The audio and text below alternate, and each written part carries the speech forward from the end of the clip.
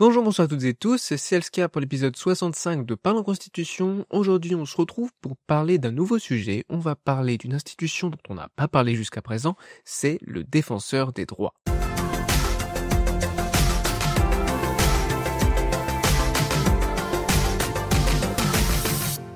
Alors, qu'est-ce que c'est le défenseur des droits? Qu'est-ce que c'est? C'est une autorité administrative indépendante constitutionnelle qui veille et protège les droits et libertés des citoyens, notamment face aux administrations.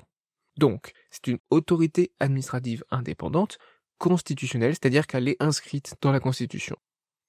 Mais qu'est-ce qu'une autorité administrative indépendante? C'est une institution de l'État indépendante du gouvernement, chargée d'assurer la régulation de secteurs jugés essentiels. Prenons un exemple d'autorité administrative indépendante, donc une AAI, c'est l'exemple de l'autorité des marchés financiers. Il y en a d'autres, bien sûr des exemples, mais là j'ai pris cet exemple-là. Une AAI peut aussi être là pour protéger les droits et libertés des citoyens, comme c'est le cas ici du défenseur des droits. Alors, le défenseur des droits, ou la défenseur des droits, si c'est une femme, c'est une personne qui est nommée par le président de la République, ou la présidente de la République. Pour combien de temps? Pour 6 ans non renouvelable. Non renouvelable, pourquoi? Pour assurer sa pleine indépendance. Il n'y a pas de pression au renouvellement. Pas, d'attente du président de la République ou de la présidente de la République envers le ou la défenseur des droits. Et même s'il y en a, de toute façon, le défenseur, la défenseur des droits ne va pas en tenir compte car elle n'a pas à se conformer à la position du ou de la présidente de la République pour être renommée, puisque ce n'est pas possible. Renommée là dans le sens nommé de nouveau, attention.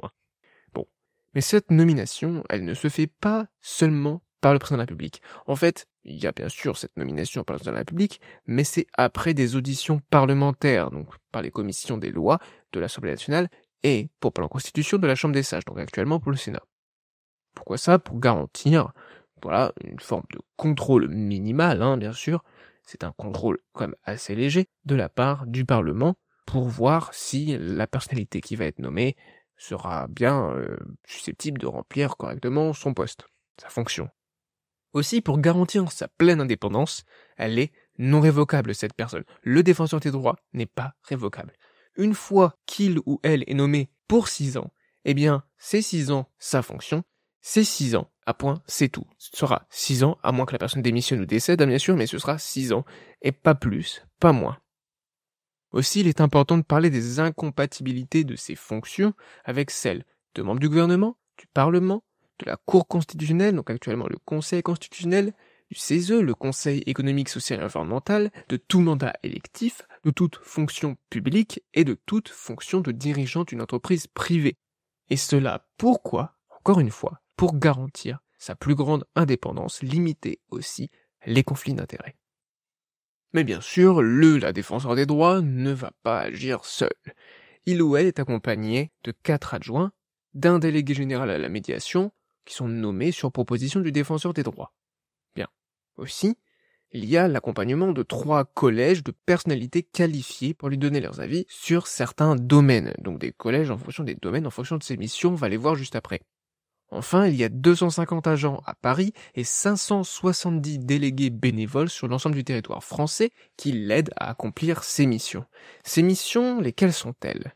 Ces missions, elles sont au nombre de 5. Il y a 5 missions, la première étant inscrite dans la Constitution, même si elle est précisée par la loi organique, on y reviendra un peu après, c'est défendre les droits des usagers des services publics. Mais il y en a aussi 4 autres, bien sûr, comme je viens de le dire, il y en a 5, c'est défendre et promouvoir les droits de l'enfant, la lutte contre les discriminations, bien évidemment, c'est un de ces pouvoirs qu'elle hérite, on va le voir juste après, d'anciennes AAI, d'anciennes autorités administratives indépendantes. Il y a aussi le contrôle du respect de la déontologie des activités de sécurité, donc toutes les personnes qui exercent des activités de sécurité, comme des gardes du corps, aussi bien sûr de sécurité publique comme la police, mais privée bien sûr aussi comme des agents de sécurité. Enfin, sa dernière mission, qui a été rajoutée récemment par une loi organique en 2016, c'est la protection et l'orientation des lanceurs d'alerte. Bien, donc revenons un peu sur l'historique du défenseur des droits, comment est-ce qu'il est né, on vient de le dire, à plusieurs reprises d'ailleurs, il a été créé, ce défenseur des droits, c'est une institution qui a été créée par la révision constitutionnelle de 2008, donc c'est dans la Constitution. Mais quand même assez récemment, c'est pas là depuis le début. Et aussi, ça a été précisé par différentes lois organiques. La première qui crée véritablement le défenseur des droits, c'est la loi organique du 29 mars 2011. Mais depuis, il y en a eu d'autres qui sont venus remplacer, réviser, etc. toutes les mesures, toutes les précisions de la Constitution. Et donc, dans la Constitution, il y a quoi? Il y a l'article 71-1, donc de la Constitution de la 5e République, et on peut y lire ceci, je cite, « Le défenseur des droits veille au respect des droits et libertés par les administrations de l'État, les collectivités territoriales, les établissements publics, ainsi que par tout organisme investi d'une mission de service public ou à l'égard duquel la loi organique lui attribue des compétences. » Donc là, c'est bien la première mission que j'ai dit auparavant, c'est-à-dire de défendre les droits des usagers des services publics. L'article continue, je vais pas tout mettre, mais juste encore quelques alinéas. Il peut être saisi dans les conditions prévues par la loi organique par toute personne s'estimant lésée par le fonctionnement d'un service public ou d'un organisme visé au premier alinéa. Il peut se saisir d'office. On va y revenir juste après, mais c'est important de l'avoir vu ici puisque c'est marqué directement dans le texte de l'article 71-1. Ça continue ensuite, la loi organique définit les attributions et les modalités d'intervention du défenseur des droits, d'où l'importance de la première loi organique qui a réellement fait naître le défenseur des droits le 29 mars 2011, et ensuite révisée comme je l'ai dit plusieurs fois. Cette loi organique détermine aussi les conditions dans lesquelles il peut être assisté par un collège pour l'exercice de certaines de ses attributions. Donc on l'a vu, c'est pour ses missions de défense des droits des enfants, de lutte contre la discrimination et de contrôle du respect de la déontologie des activités de sécurité comme on l'a vu auparavant. L'article continue, il y a encore quelques petits alinéas mais qui sont moins importants, c'est des choses qu'on a déjà dit notamment sur sa nomination. Aussi, j'en ai un peu parlé, c'est très important, le défenseur des droits c'est une fusion de 4 autres autorités administratives indépendantes. Le médiateur de la République, le défenseur des enfants, donc le médiateur de la République pour défendre les droits des usagers des services publics, ce qu'on a juste au-dessus, le défenseur des enfants pour sa mission de défendre et promouvoir les droits des enfants, mais on a aussi la HALD, la Haute Autorité de lutte contre les discriminations et pour l'égalité, donc sa mission de lutte contre les discriminations, et enfin, on a la Commission nationale de déontologie de la sécurité. Il n'y en a pas 5, même s'il y a 5 missions, parce que la 5e mission a été rajoutée plus tard, comme je l'ai dit, par une loi organique en 2016. Qui a elle aussi été révisée après, bon peu importe, c'est normal, les lois organiques peuvent être révisées plus facilement que la Constitution, donc il y a des changements, pas tous les mois bien sûr, mais tous les quelques années ça arrive. Surtout quand c'est quelque chose de nouveau, comme le défenseur des droits. Et donc tout ça a fusionné pour donner le défenseur des droits. Mais comment est-ce qu'on fait pour saisir le défenseur des droits et quels sont ses moyens d'action? Comment est-ce qu'il fait le défenseur des droits pour accomplir ses missions? D'abord, il doit être saisi de faits, d'actes. Quelqu'un doit lui demander conseil, de l'aide ou quoi que ce soit d'autre. Donc, comme on l'a lu juste avant, il peut être saisi par toute personne physique ou morale qui s'estime lésée dans ses droits et libertés par des institutions de l'État, administration, établissements publics, collectivités territoriales, etc., etc. Aussi, et c'est important, il peut se saisir d'office, c'est-à-dire que lui-même peut remarquer un comportement problématique, peut remarquer une situation anormale et se saisir d'office, se saisir lui-même, s'auto-saisir pour rendre un avis, pour intervenir sur une question problématique. Mais il y a d'autres saisines spécifiques, parfois par domaine, donc par mission, qui sont possibles. J'ai peut-être oublié quelques exemples, mais là ce sont les plus importantes, les plus nombreuses. Il y a peut-être des petits détails que je vais oublier, c'est possible, c'est normal. Je ne peux pas donner chaque cas bien précis, mais là, considérez quand même que vous avez la très grande majorité des saisines possibles. Il y a la saisine par un enfant, ou ses représentants légaux, ou les membres de sa famille, ou les services médicaux ou sociaux, ou une association dont les statuts défendent les droits de l'enfant. Donc là, on est plutôt dans sa mission, on est même clairement dans sa mission de défense des droits de l'enfant. La défenseur des droits peut être saisi par une victime de discrimination, ou ses représentants légaux, mais aussi par une victime ou un témoin d'actes ne respectant pas la déontologie des activités de sécurité. Et il y a d'autres cas là qui sont plus spécifiques, et c'est pour ça que j'ai dit que je peux en rater, c'est possible. Il y a notamment par un parlementaire français ou un élu français du Parlement européen, ou par une institution étrangère qui a les mêmes fonctions que le défenseur des droits.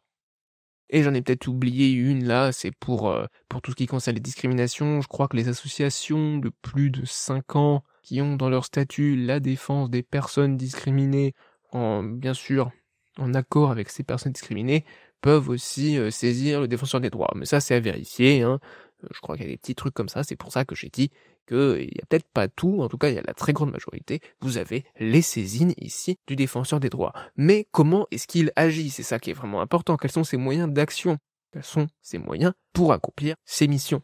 Il y en a plusieurs. Les principales sont les pouvoirs d'investigation, comme par exemple le testing, le test de discrimination. Si vous ne connaissez pas, on ressort souvent le même exemple, mais qui est assez parlant, c'est pour une embauche. Pour une embauche, on va envoyer des CV identiques en faisant varier, identiques ou très similaires, on imagine que c'est le même niveau de compétence, qu'il y a la même expérience, mais on va faire varier un élément. Par exemple, le genre de la personne, son origine, son nom de famille, pour voir s'il y a une discrimination en fonction de l'origine, du genre ou autre chose. Il y a aussi le recueil d'informations, sans qu'on puisse lui opposer le caractère secret ou confidentiel des informations. Sauf certaines matières un peu sensibles, en matière de secret défense, de sûreté de l'État, de secret sur la politique extérieure, de secret médical ou de secret dans les relations avocat-client. Mais sinon, on ne peut pas lui opposer le caractère secret ou confidentiel, ni même le secret de l'instruction ou d'une enquête qui est ouverte. Aussi, la défenseur des droits peut opérer des vérifications sur place. C'est-à-dire qu'elle va se rendre sur les lieux, donc par exemple d'une entreprise, d'une administration qui pose problème pour constater, pour enquêter tout simplement, pour recueillir des témoignages, poser des questions, voilà, peut aller vérifier sur place s'il y a des problèmes qui sont à l'œuvre. Mais en plus de ces moyens d'investigation, il y a d'autres moyens. C'est par exemple les règlements à l'amiable, la médiation, notamment entre un employeur et une personne discriminée, un employé ou un candidat pour un poste.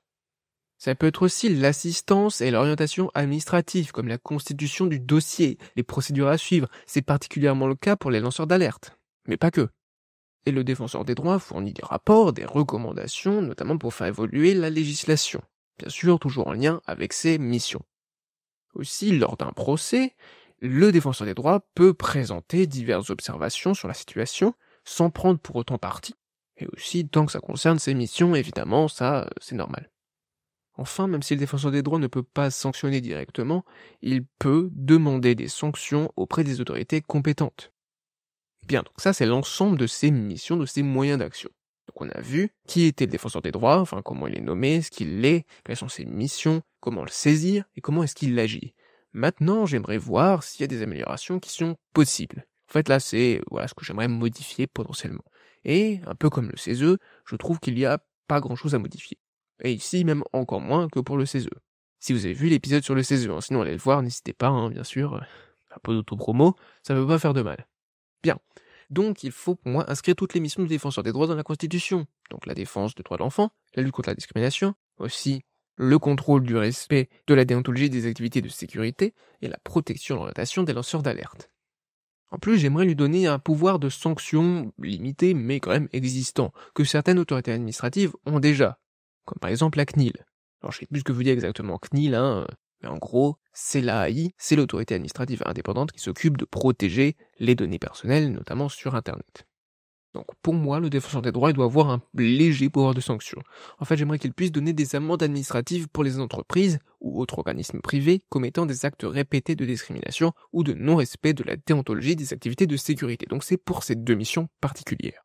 Pour le reste, il doit bien sûr aider et accompagner pour la constitution d'un dossier qui sera ensuite utilisé en justice.